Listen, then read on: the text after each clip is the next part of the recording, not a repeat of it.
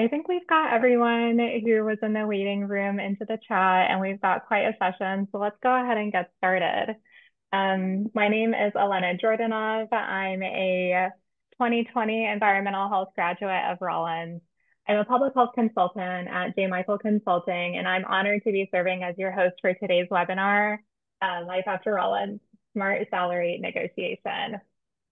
Life After Rollins is a new life-oriented series created by the Rollins Alumni Board Recent Graduate Subcommittee, which I am a member of, along with my fellow alumni, Haita and Dimpalon and Trish Miller.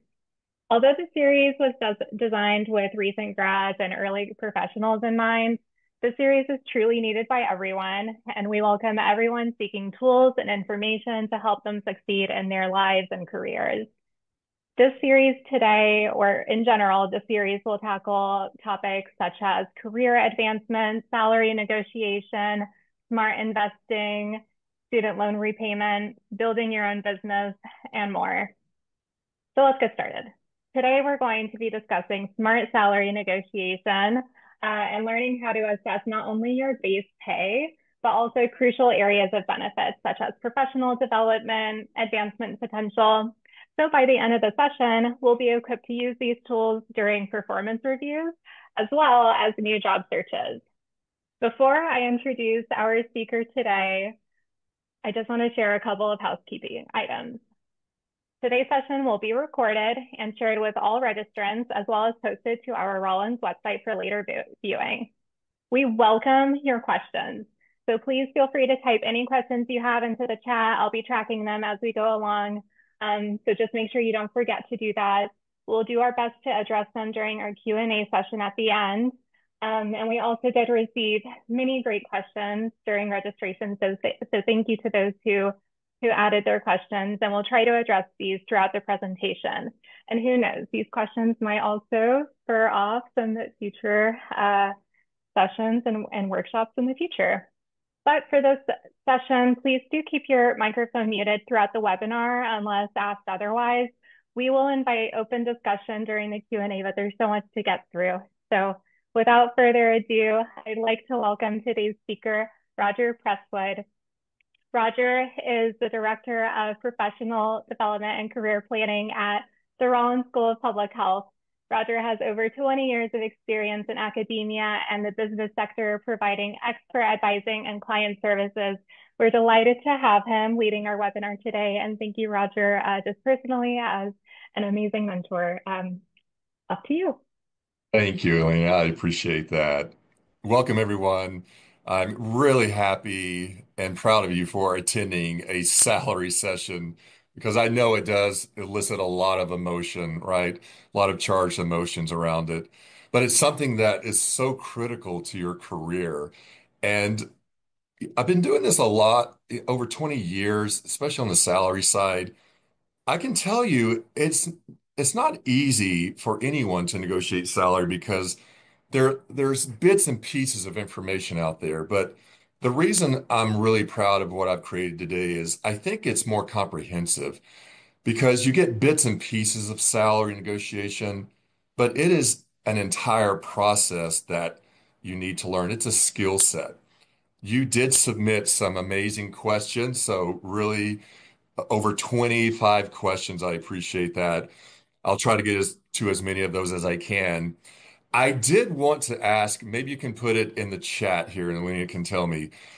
Out of the 25 questions, though, the one thing that I think is most critical, especially to your long-term salary negotiation success, was not asked of me.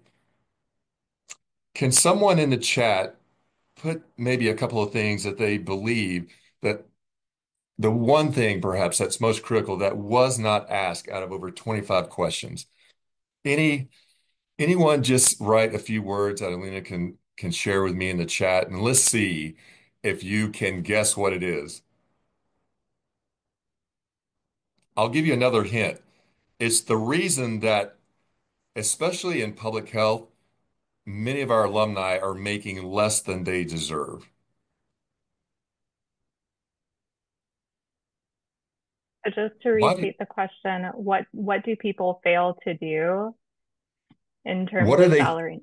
Yeah. Yeah. What is the most critical piece of salary negotiation? I'll restate it like that. Any comments yet, Alina? There's asking for more is one critical piece. Confidence is another critical piece. Evidence to support their raise. Excellent. I love it. Never The taking the cr- first offer, knowing your value. Yeah. yes, those are all excellent. And it was stated, the second answer, confidence. Confidence. Because you can have all of the tools, the data, but without a feeling of confidence and empowerment, it's rarely successful. Now, that's easier said than done. I know I can hear you saying, Roger, okay, how am I supposed to gain this confidence and empowerment, right? It's intimidating. I don't always know what to say. Trust me, I understand that. I do, though, believe it is a learned skill. And because of that, you can gain confidence. You can gain empowerment. I want to start with more than that, though. Specifically, what can we do on the empowerment side? So, the mistake, because this is called smart salary negotiations, it's not properly preparing your mindset for salary because you can do a lot of research on the data, which is important, but that does not work if you have not empowered your mindset. So, how do we do that? I want to give you a couple of things that you can take with you. And as you heard in the beginning, there's a lot of information in this PowerPoint. You will have access to all of it. So, don't think you have to remember it all, write down any of it. I just want you to know that you can listen, ask questions as we go along. So, this is nothing new, the shifting to a growth mindset. But as I said earlier, you do have to believe that this is a skill set. All of you have MPHs or higher. If you can succeed at the higher level of education, you can master salary negotiation. It is not that complicated. So the mindset is it's a skill set I can learn. I can become more empowered with it. So you're going to develop it like any other skill. It will take some practice. I tell my current students when they're scared to death to negotiate, I say, I'm really proud of you because you have to start somewhere. If you're one of our young alums and you have yet to negotiate, it's okay, but you will start somewhere. And I want you to start with your next potential opportunity to negotiate. And we'll talk more about when that could be. The second empowering statement is you deserve to earn what you are worth, including the benefits that are important to you. In today's world, it's not just salary. We know that, right? It is important. It's other aspects, though, that are important to you as well. Your worth is in the skills, abilities, impact, and successes you bring to an organization. I know that doesn't sound anything enlightening, but you have to think you do bring skills, you bring specific abilities. There's impact you're going to make, and you're going to help your team, your organization be successful. Do not lose sight of that because when you're thinking about what am I worth, you have to think about what you bring to the organization and you have to market that as well. So remember that you deserve to earn what you're worth. The next is it is perfectly acceptable and usually expected for you as a candidate to negotiate an offer. I probably get that question the most of any. Is it okay to counter offer, to negotiate an offer? I can tell you that it is typically expected for you as a candidate to negotiate an offer. So that is part of an empowering mindset as well. The organization is going to offer you a salary that they would like for you to accept. You're going to offer them a salary that you would like them to accept.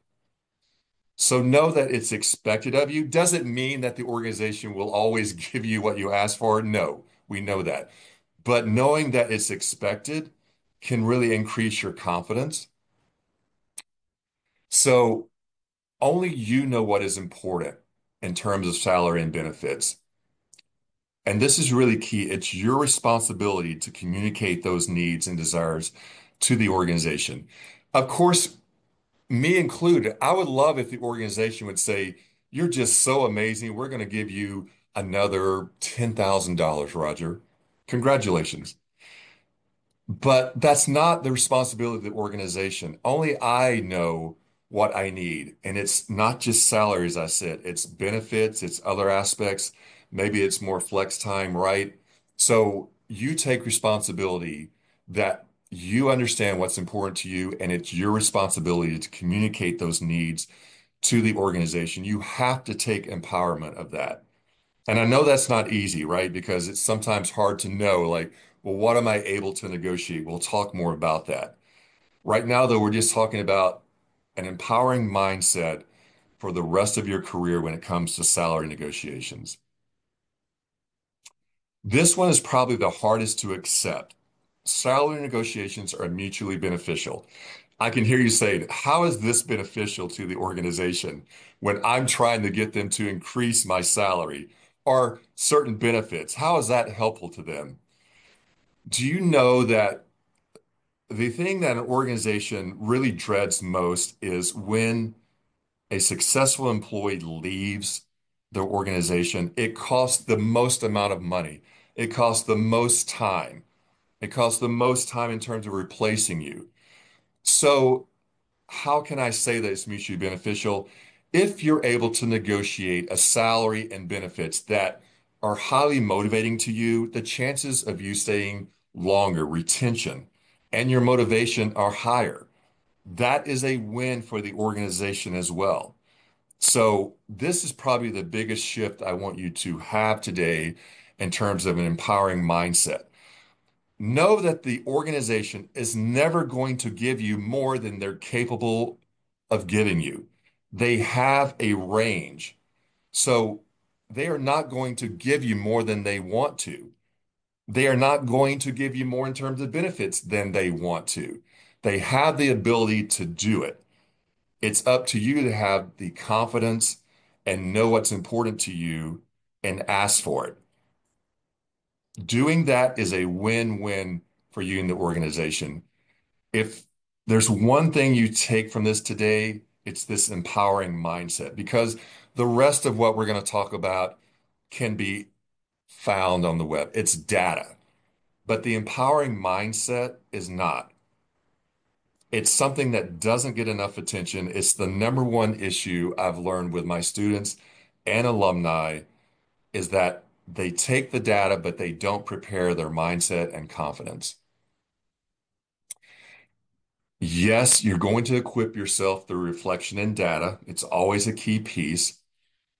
I like you to prepare, you can call it anything you want, but impact and accomplishments, skills, impact and accomplishments. But I want you to highlight your skills and successes. I like you to write it down, whether you do it in the system, spreadsheet, everywhere how you want to do it. But a listing of skills and accomplishments that you're proud of that you know will benefit an organization. Is this document for anyone else to see? Probably not. But this is to empower you, increase your confidence, and when you are having dialogue with the organization, I want this to be in your mind. I want you to be able to comfortably state what your accomplishments are, your skill sets. So this is a portion of it. I think a lot of you have heard this before. I would also say for those of you who would say, what if I'm having an annual performance review? This is definitely what you want to create going into that performance review, right? What have you impacted in your team and your organization? What are the key goals you accomplish? What are the additional skills and value that you added to the team, to the organization? You need to have those listed to have the confidence to ask for additional increases and other benefits. So this is a key piece, I believe, whether you're going into a job interview for impact salary negotiations or whether it is for an annual performance review. And then don't make it personal and focus on the big picture. By that, I mean, It's hard not to over personalize it. I understand that. But just knowing that this is a professional discussion with an organization, with your supervisor, it is not a reflection of your worth as a person. I know that's easier said, right? But you have to realize organizations, they have ranges of what they want to pay. They have benefits and policies that they've predetermined sometimes. And so a no is not a reflection of your worth as a person. It is a professional discussion.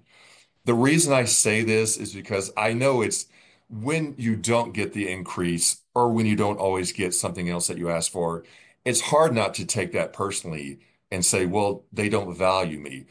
I understand that. I don't think that's empowering though, right? It puts you in a state that's not empowering. It doesn't help you replan, think about additional strategies. So this is something that it gets easier as you go along. I don't expect this to be magic the first time, but the more you negotiate, the more you'll say, yes, I realize it was not something against my worth. It's a professional discussion. I'm going to accept it as that. So I hope as you go back and review these empowering mindset tools here, it can really affect you in terms of saying, I can do this. I will get better at it because the rest of it we can learn. I did meant to add this final piece. Stay focused on your needs and goals. When you're personalizing, it's easy to lose fact of my main goal was to increase a percentage, right? Maybe it was to gain this additional opportunity, a training, something else. So instead of personalizing it, stay focused on your needs and goals through the negotiations. And then embrace assertiveness. I just want to emphasize that it's so easy, especially for us in education and service industries. We downplay ourselves, right? We don't want to come across as arrogant. We're here to serve. I know that. But when it comes to discussions around your salary and benefits, don't downplay yourself. And it would be words like, I was wondering if maybe. So I get a lot of questions about, well, what kind of language can I use that's not arrogant, but still is assertive and empowering? I like something like this. I will give you templates throughout this to give you an idea.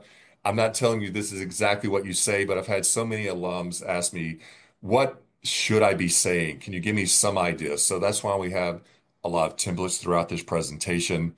Something like, I'm excited about the value I bring to this role and the opportunity to contribute to your team. Based on my research and the results I've achieved in previous positions, I believe a salary range and then you would give a range as a fair reflection of my skills and experience. I'd love to hear your thoughts. That's an assertive, empowering statement that does not sound arrogant. So again, this is something you need to work on, right? If you want to write out some of your own statements that you feel more authentic about, I think that's a really good idea. And finally, prepare for questions and negotiation counteroffers. Most organizations are going to ask you questions or make counteroffers or a combination of both. And so again, it's important to know in advance your most important priorities when negotiating, right? It could be professional advancement, it could be mentoring.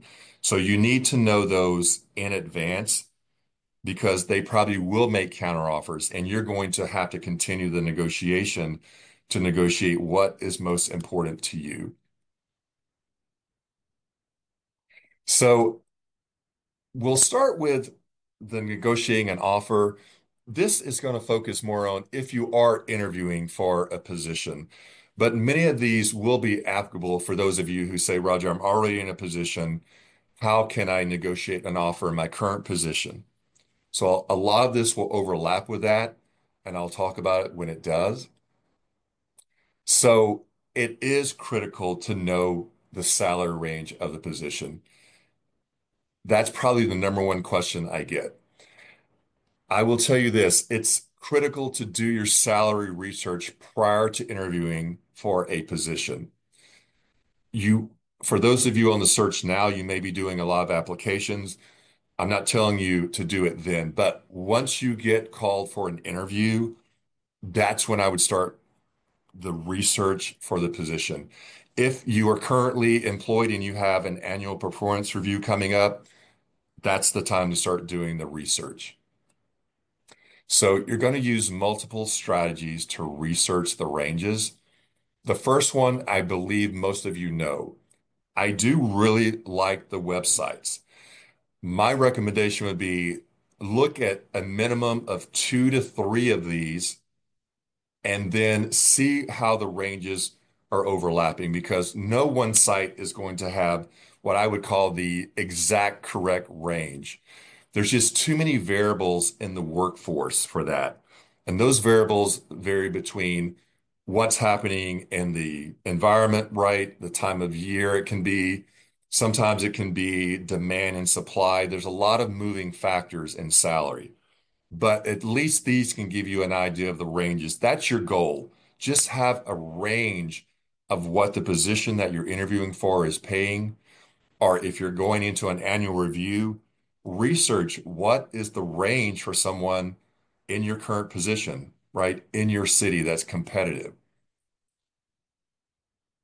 Next, this is probably the most underutilized resource. It's leverage your network. That could be anyone that you're currently in contact with. It could be using the Emory Alumni Directory, LinkedIn. I think it's intimidating because most people do not think that it's professional to talk about salary ever. And that was a question. What is considered unprofessional when it comes to inquiring about salary? That was one question from you. I appreciate that. It's a great question.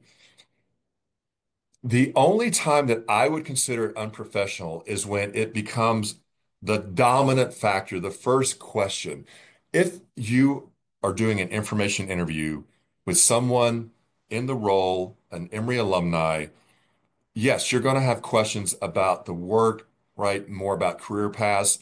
At some point, though, if they're in the realm that you're working in, if they're doing the position, maybe they're executive director, it's okay to say, I wanted to ask, what would be a salary range for a program manager in your organization? That is okay to ask. You're not asking for a specific salary. It hasn't been the first question out of your mouth. It is okay to ask about potential salary ranges with your network because they will differ among organizations. That is a great way to hear and learn. If sometimes they don't always know, that's fine, but they may give you some additional insights. So I just want you to know it is okay to discuss salary ranges with your network. Just make sure it's not the entire focus of the conversation. Professional associations, I think this is really underutilized. Many associations actually conduct annual salary surveys for their members. APHA, you can get access to this as a member. So whatever your specific realm, look at professional associations. You should be a member of those anyway, just for the networking opportunities. Also, though, inquire about annual salary surveys that they provide. These can be extremely helpful. And then there is a time to discuss it with the employer. I do think there's a more appropriate time. So we'll talk about that as we progress. These are several ways, though, to research salary ranges. I think the key to know is, yes, it's impossible to know what a specific employer is willing to offer. That's okay. You just need to have an idea of what a competitive range is. With that, you have the tools necessary to then negotiate with an organization. But I think where candidates get kind of held up is they believe that something they saw on Glassdoor is going to be absolute for all organizations. It is not. It is a range. That's how you're going to start the negotiations. We'll talk more about that as we proceed. So, when you are interviewing for a position, my thought is the best time at least to discuss salary is after your employer makes you an offer. However, we both know that sometimes employers will ask you about salary before they make you an offer, right? Why would they do that? I think some of you know, but the reason is I want to make sure before I proceed with several interview rounds, right? Because in today's realm, it can be two or three rounds of interviews. I want to know as a hiring director, is it feasible for us to hire you? That is typically the only reason that an employer, a recruiter, or a supervisor will mention salary before they make you an offer. And so that typically would be an elimination question, perhaps, right? They're asking you to make sure that the range is feasible. I think a lot of candidates worry, well, what if my range that I've researched, what if it's 10,000 higher? Employers know that there are ranges. The reason you want to research is to make sure you're not extremely off the radar of what the employer is looking for. I'll give you an idea of that. If someone perhaps was 20 to 30,000 more than what I could pay, that might concern me because now I'm starting to question, well, maybe they're not understanding this specific realm, right? Or they didn't do their research. As long as it's within a certain reasonable amount, even 10 to 15,000 typically, it is something that is acceptable to the employer and you can continue the interview process. So I'll give you an example of that. If the employer were to ask you, the question would be, what salary are you looking to make? Maybe this is in a initial Zoom screening. I think a good answer is this. I'm negotiable regarding salary. What's most important in my decision is that I'm with an organization I'm passionate about, utilizing my education experience to make a strong impact while continuing to develop my skill sets and leadership abilities. Again, I'm not saying you have to say all this, but it is a template that is a reasonable answer because so many candidates say, I don't really know how to respond. At this point, I think negotiable is a great answer. However, I've had many candidates, including myself, I've heard this before. I appreciate that you're negotiable, but what salary are you looking to make? They could pressure you definitely because, again, they want to make sure that they're not wasting your time and their time. So, with this question, this gives you the perfect window to ask, may I ask what the salary range is for this position? It's perfectly appropriate for you at this point because now they've asked a second time, what is the salary range for this position? They should give you the typical salary range. In this example, it's the low 70s to 80K. So would you start negotiating now? No. Your answer is thank you. That range is acceptable to me. Why would you not start negotiating now? Because they are not asking you to negotiate. They're only trying to see if they're going to continue the interview process. I know that sounds strange, but know that if the range is acceptable, that is what you state. It is possible maybe the range is so low that you would state an amount that you were considering because you said, Roger, it was so low, I don't want to waste my time. I understand that. At that point, maybe you do state the range that you were thinking of, but be ready that if they told you a range and you in your mind thought that is just not workable for me, the interview may end. That's okay. You just need to know that. But if you said, Roger, I want to continue the interview process, it's an organization I'm extremely motivated for, maybe I would accept lower than I was originally thinking, then the answer is that range is acceptable to me. That will let the interviewer know that they can move forward with the interview. So the you've heard me say this, every organization has a salary range for the position. They know the minimum they want to pay and they know the maximum they want to pay. I believe it's critical for you to also have a range. So you're going to use some of the parameters in step one, right? That is a guide for you because if it's a program manager, if it's a health educator, you're going to have some idea of the range. But then I want you to take that and I want you to also develop your range. So the mistake is, and this is what I hear most often, a vague idea of what you would accept. Maybe I would take something around 70K. I understand that, but that is not helpful to you in a negotiation. We all have a range that we consider desirable and view as acceptable. I want you to determine your range prior to salary negotiations, and ideally for each position you're interviewing for. So if you're on the job search and you're interviewing, I want you to think about the range for each position. If you are currently in a position and you're about to have a performance review and you want to think about the next position above you, right? Maybe it's the next position in the path. Yes, research that range for that type of position as well, because I want you to have three critical figures. The one would be the first figure would be the minimum. What's the amount you would accept as your basic needs and motivation for the position? Now, why would I even talk about a minimum, right? Because none of us want the minimum. Well, the reason is there are other factors, right? We know there's other benefits. Maybe it's your dream organization. Maybe it's at the Carter Center, for example. And you said, Roger, that's in my top three dream organizations, right? I would accept a program coordinator position if it were at the Carter Center, and perhaps I could build up over the years there. So that is one of the core reasons that you want to think about the minimum because the motivation for the organization can vary. The second number, though, is the desired number. That is the amount that you've self-assessed.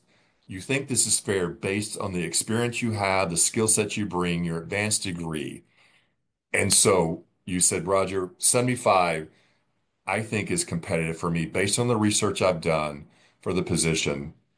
And the third would be ideal. What is the amount that you would be ecstatic to obtain? You did your research.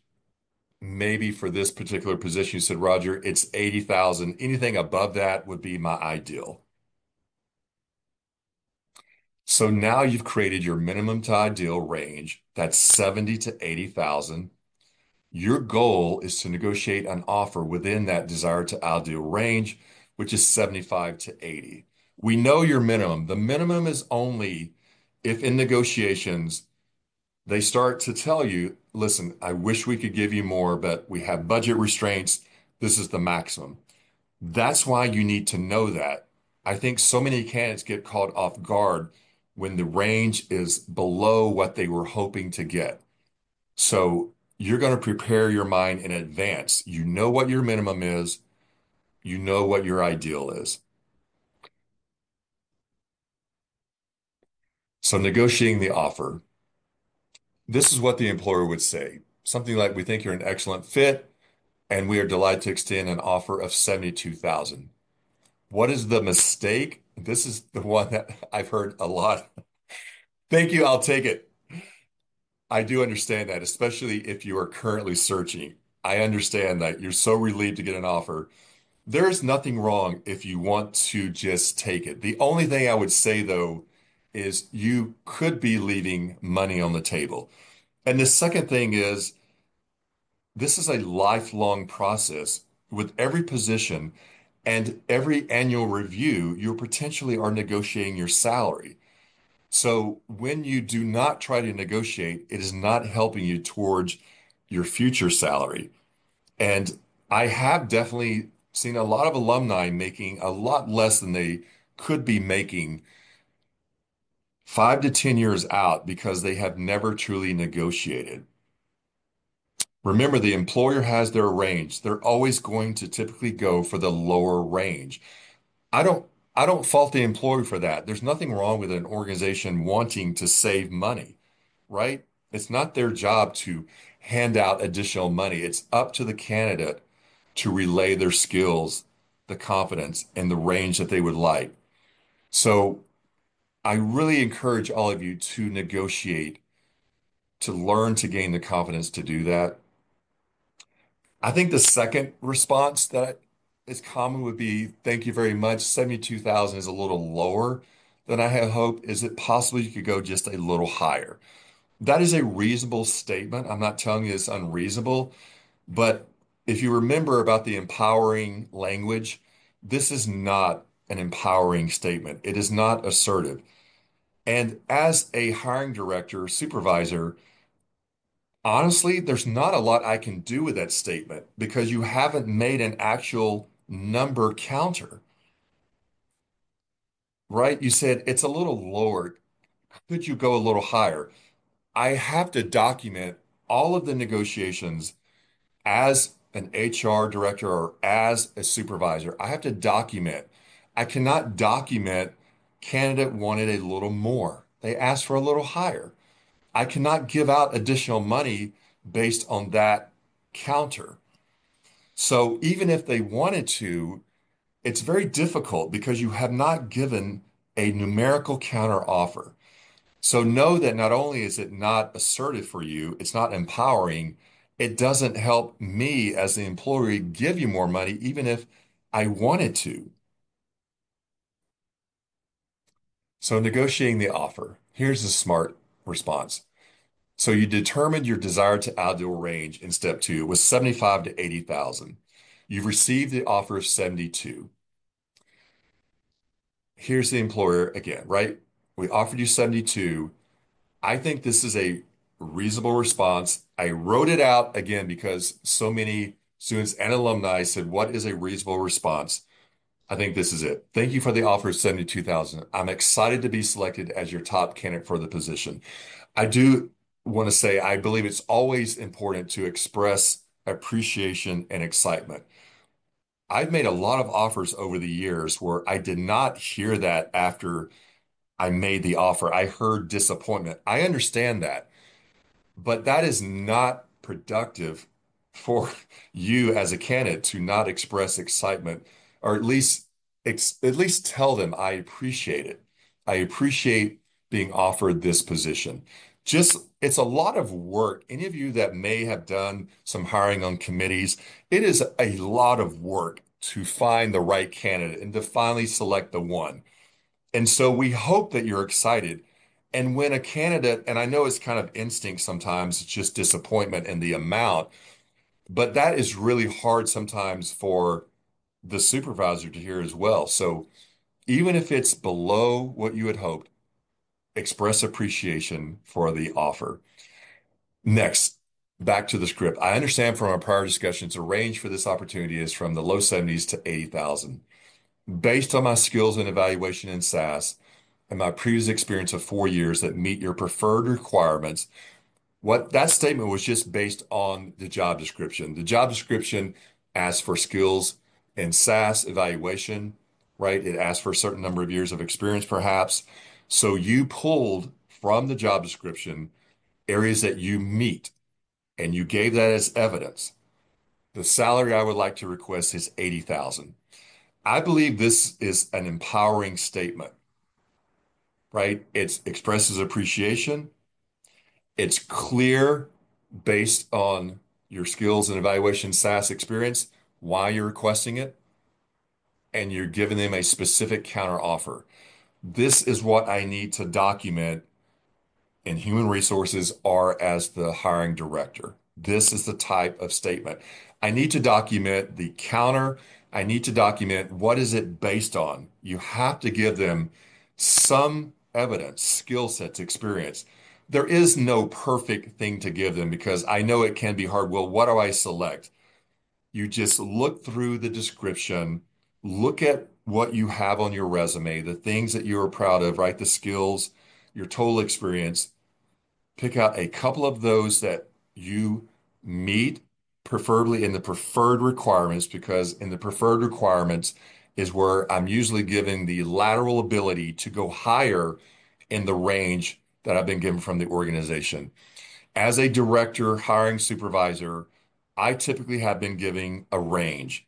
I've been given a minimum range and a maximum range.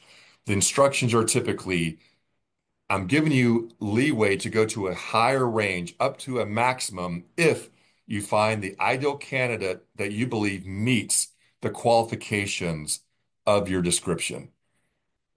So by you giving this, it helps me document that the reason I went to a higher range is the candidate exceeded, met my expectations, met the preferred expectations. I don't think candidates understand how critical that is for me to document giving you a higher salary.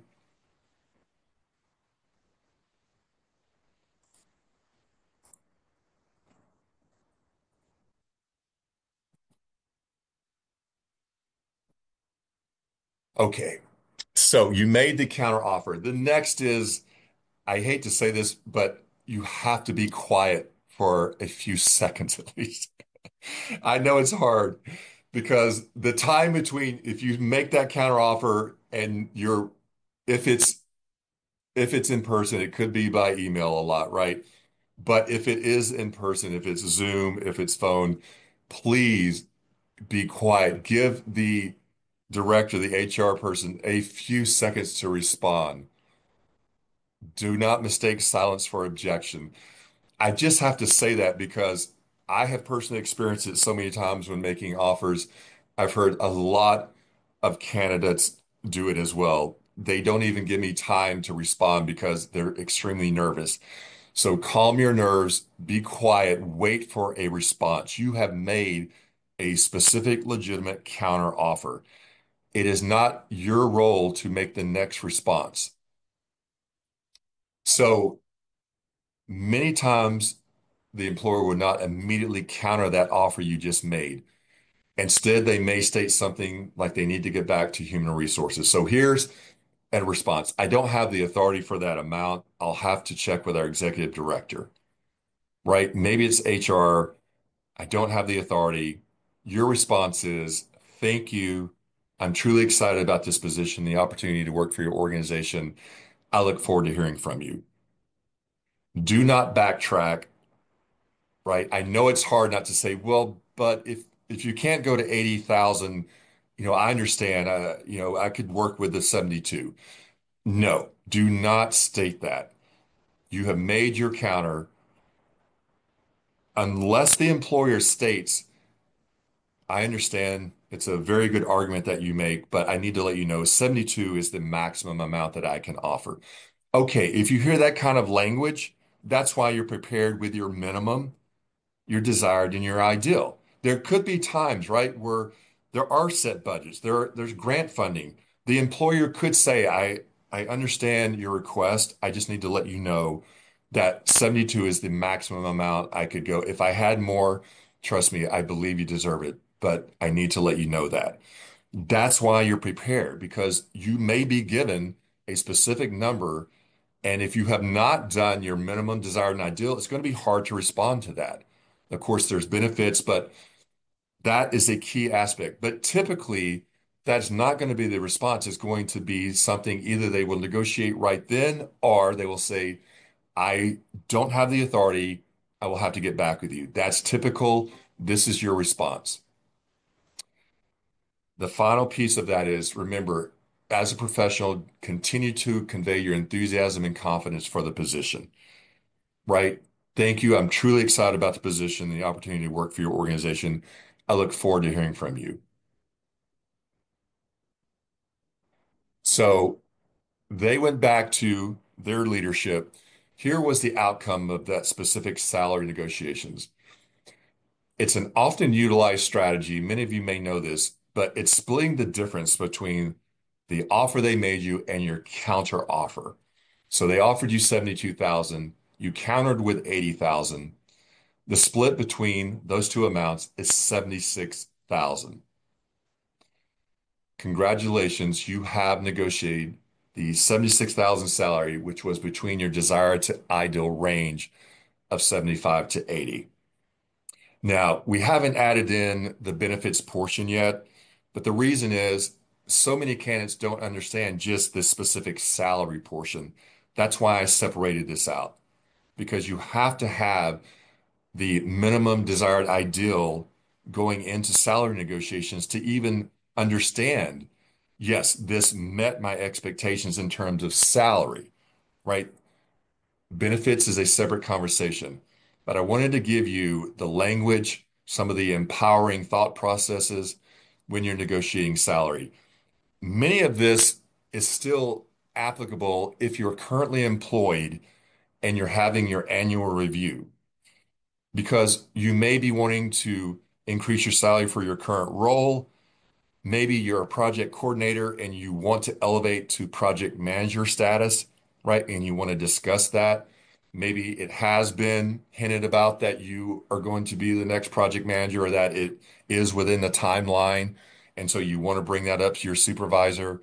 You're going to use a lot of these same tools, right? You're going to research the salary for a project program manager. You're going to look at what are the skill sets, the accomplishments that have prepared you to be the program manager. I would also suggest that you look at program manager descriptions, not just for your organization, that's a no-brainer, but also at other organizations. For a program manager, what are the preferred skills, abilities for a program manager? Because when you go into that annual review, if you're going to ask about the next grade level up, being promoted to program manager, you want to have evidence that you have attained the skill sets, the abilities for that position. So a lot of what we've talked about today, the accomplishment sheet, the salary research, it's extremely applicable for those of you in current roles. There was a question, when is the ideal time if I'm currently employed to ask for a salary review, salary increase, the next pathway position? It typically would be the annual review, of course. However, it could also be something that you request. It's appropriate for you to request a conversation with your supervisor, and you can state, I'd like to talk about potential increases and positions, right? You can talk about it's if you want to stick with salary, you could say, I'd like to talk about potential salary for the coming year, right? There's no wrong way to do that. I just don't think candidates know that they can ask for a conversation. I will say, though, the annual review is the typical prime time because that's when they are evaluating your successes, right? Your performance for the year. That is the ideal time to ask for the for the performance increase.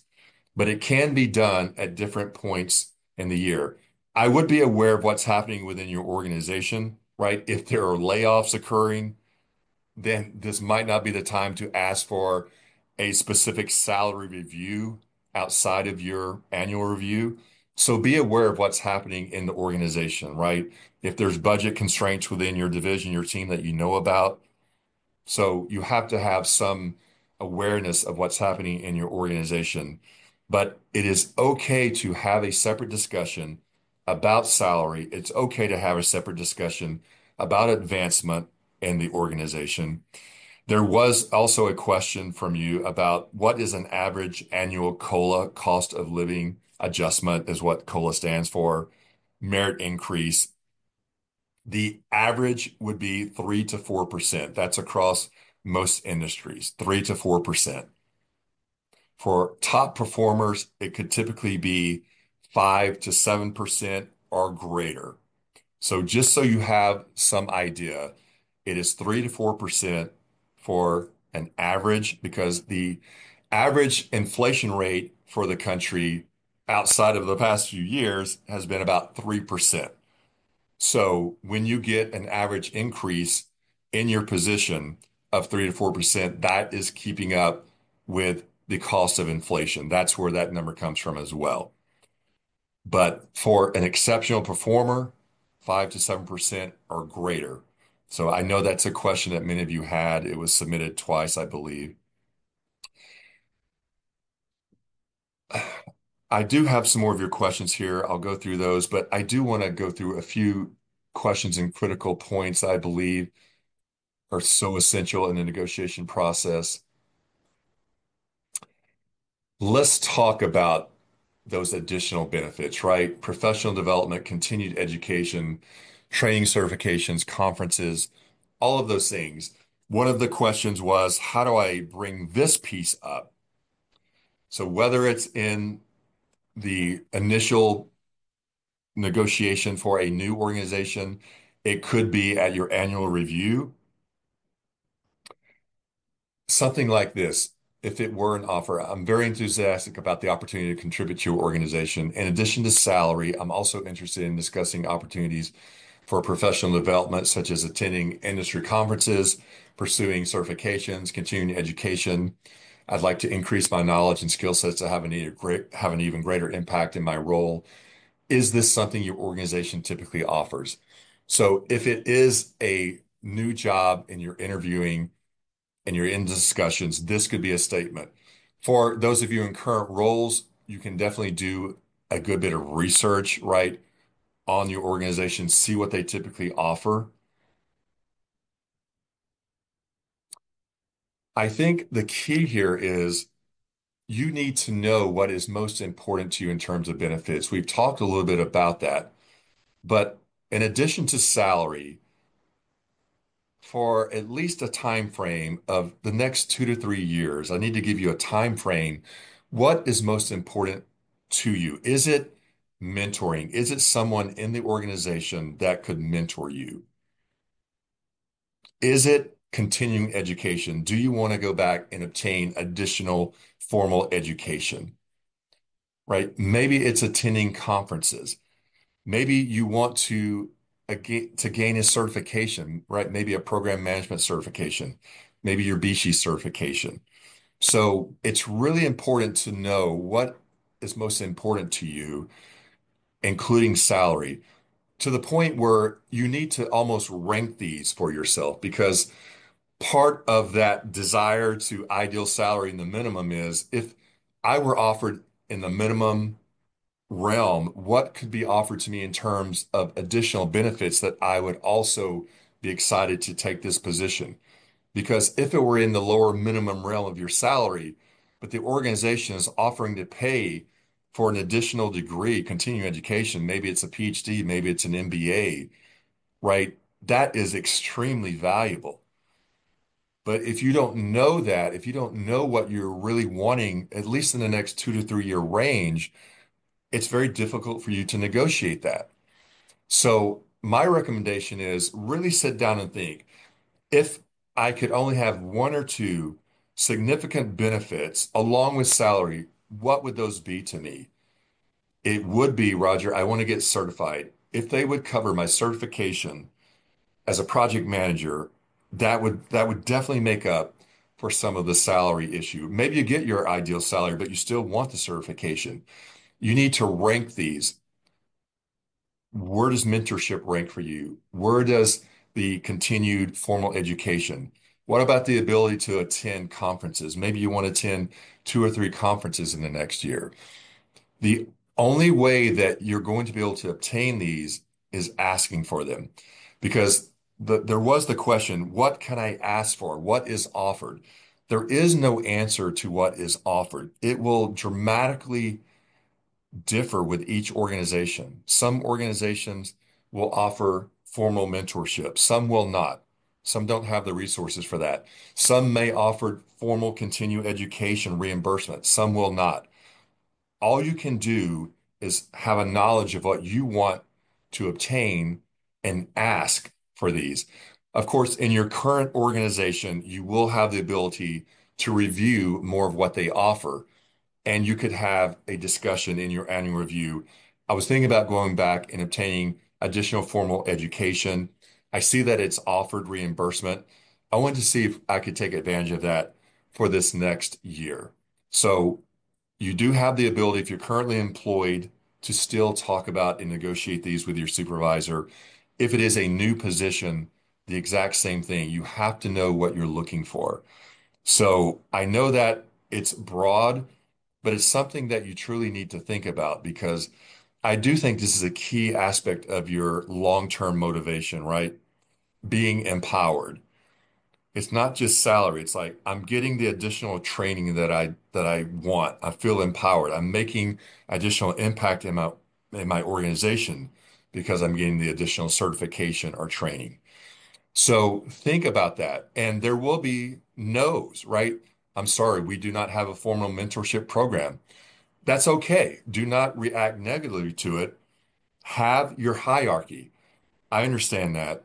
I am also very interested in attending some conferences.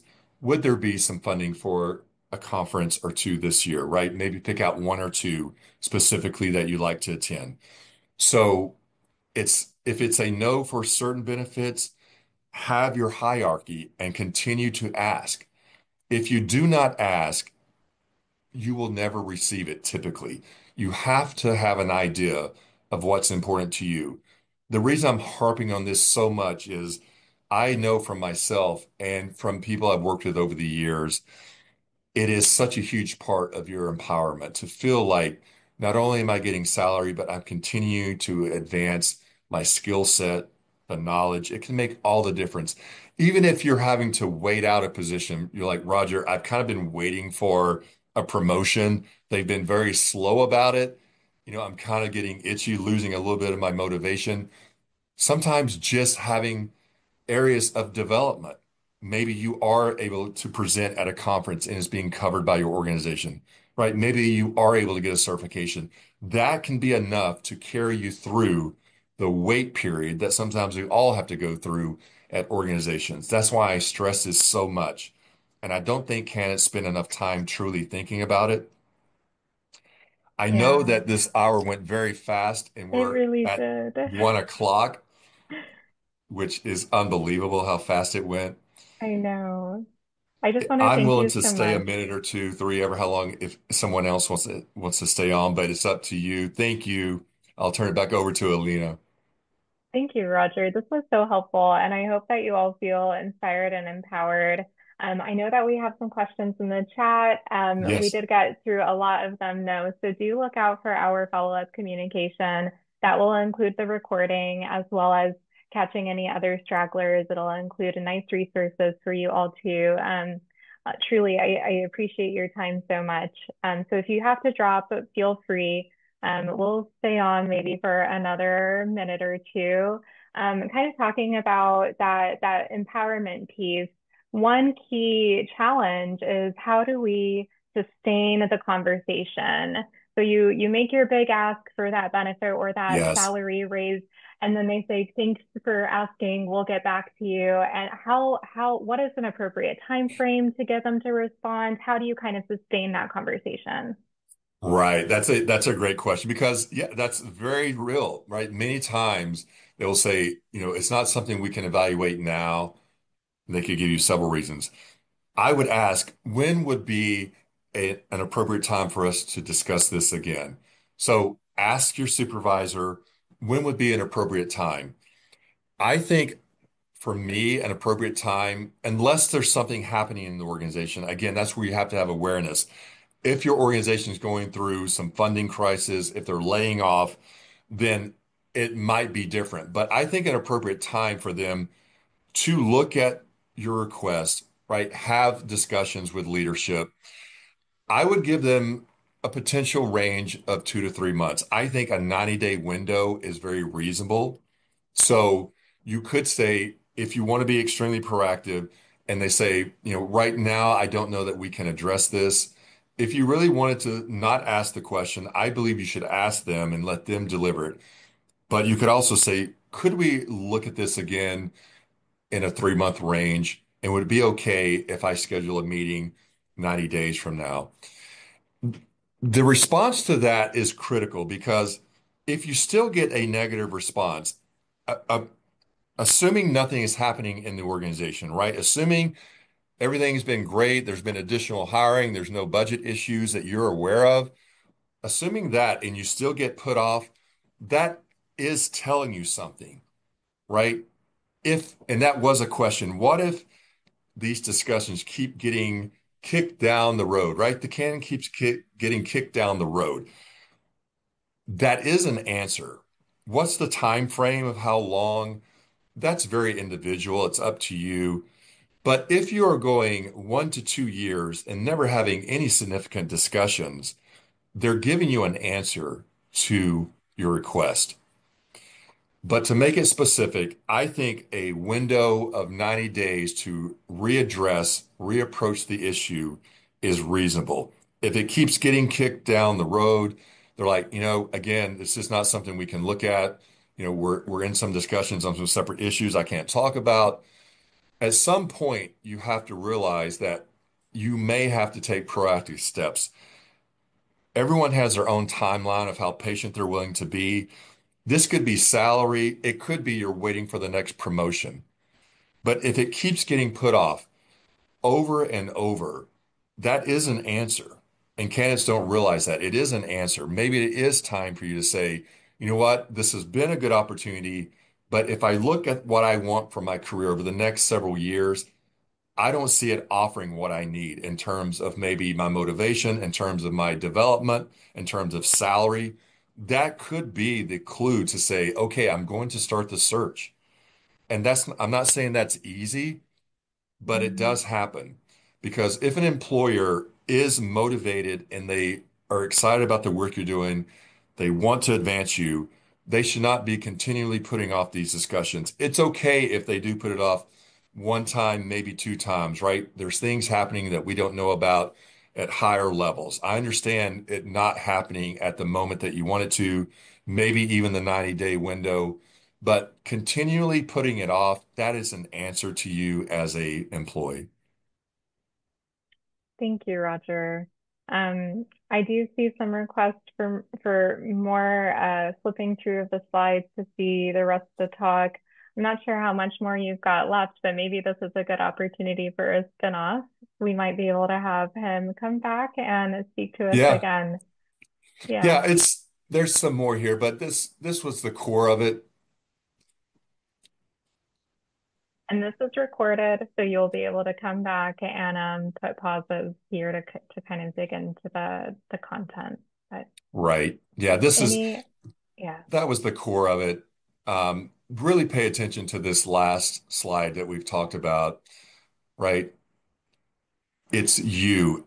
You're going to be the one who obtains the skill sets, the salary you deserve, the professional development.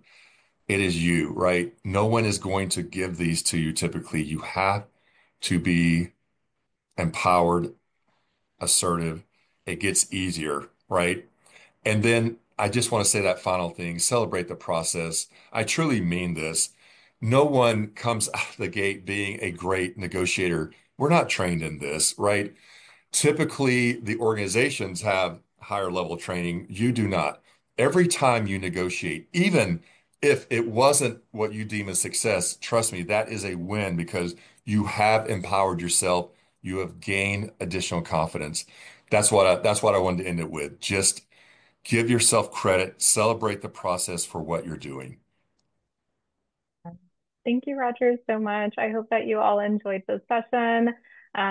Please keep an eye out for our follow-up communications.